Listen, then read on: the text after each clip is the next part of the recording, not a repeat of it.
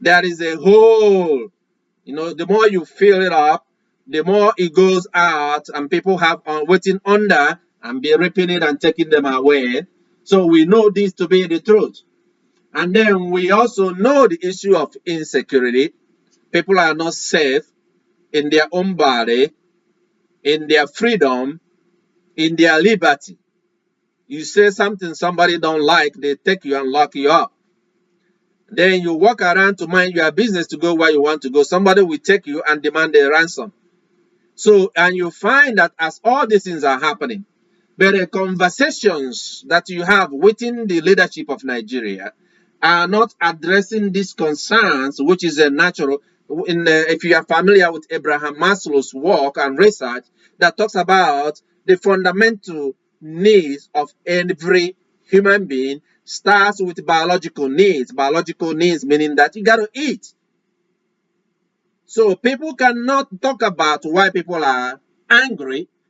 And here in America, for example, we say a hungry man is an angry man. But people cannot understand why people are angry and why people are reacting in a certain way. People don't want to talk about that. People don't want to address those issues. People are the next level of the human being basic needs, according to Maslow law, is what is that? Clothing. People need to have clothes. They need to feel protected. The dignity of a man. People need to have a home where they're going to live. The issue of the housing crisis with all the people, homelessness, people living anyhow, sleeping anyhow, people finding home in an abandoned building. Nobody wants to talk about that. So now last Sunday when we talk about the red herring flaws, anybody who is making arguments contrary to these basic human needs, this issue, a legitimate issue that is evidence everywhere around you, because you talk about facts and evidence, but they want to shift focus into something that is not important. For example, IPOB, and put them into a place where they don't belong and give them, make them an issue, or make Oduduwa Nation agitators issue, or if it's here in in America and there is issue about politics, Democrats, Republicans, that we have a fundamental feature, a fundamental issues, red herring. So when you make those kind of arguments, don't be surprised if nobody who is important or has some same mind won't even listen to you. Like, sometimes the questions has come up in our Bible study or group about issue, what's going on with IPO, but I say I don't want to talk about it because those things that you say you heard or they're saying is flawed, is not worth our time. So just ignore it. So we say that a lot of people open their mouth and say things, but it doesn't make any sense because it doesn't address the issue. So that's one example we gave the other day. And I'll give you another example when we talk about hypocrisy. Hypocrisy. You look at all Nigerian leaders, you cannot find a single politician or one of their leaders who is not corrupt, who is not taking bribe. Every one of them have a bribery scheme going on from the beginning to the end. Every one of them is taking bribe. There is no exception. But suddenly you will see it say, oh, EFCC, go and grab this one. And you say you try them and put to court in threat, but they never go to jail.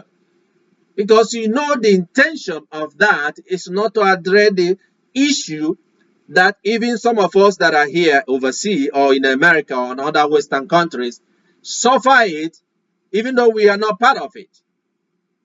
So therefore they look down on those that are born in Nigeria as crooks and criminals.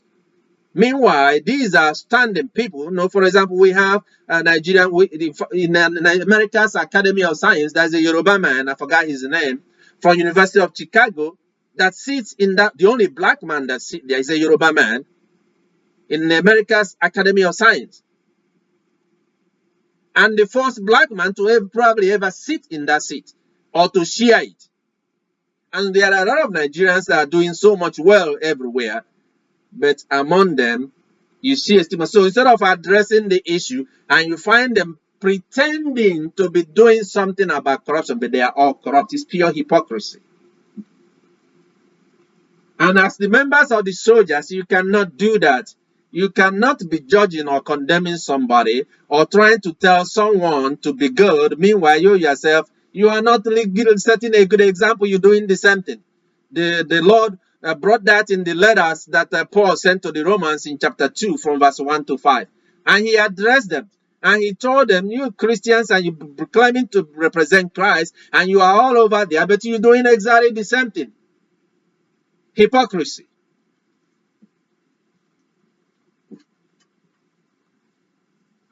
And last Sunday, we spoke about this. And the reason why we are saying this is just to give you a summary, because this is not a series that is going to last long. And I'm slowing down so that you can also follow this, that as a soldier of Christ,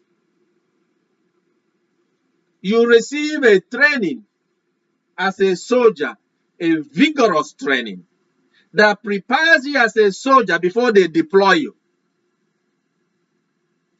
So the question you ask yourself as the soldier is that, how vigorous is your training in understanding and mastering this word of God that we are presenting to you, so that you understand it?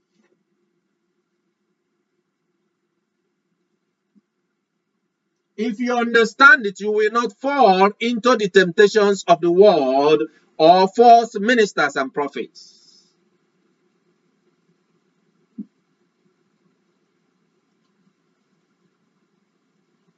There are a lot of people, they make up statements, they like to say things.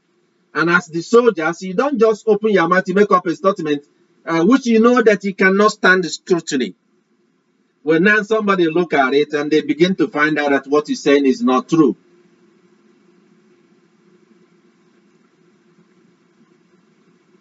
Oh, Igbo people are criminals. All of them. All Igbo people are criminals. That's how they make their money.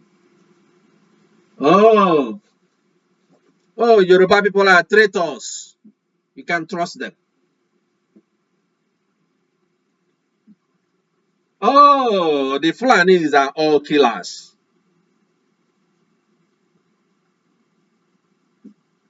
Oh, the Hausa people are lazy. So I'm just using my things that I'm familiar, which most of you are familiar with, that there is no truth to that, because then it becomes now a problem. Because in that particular system, this particular statement is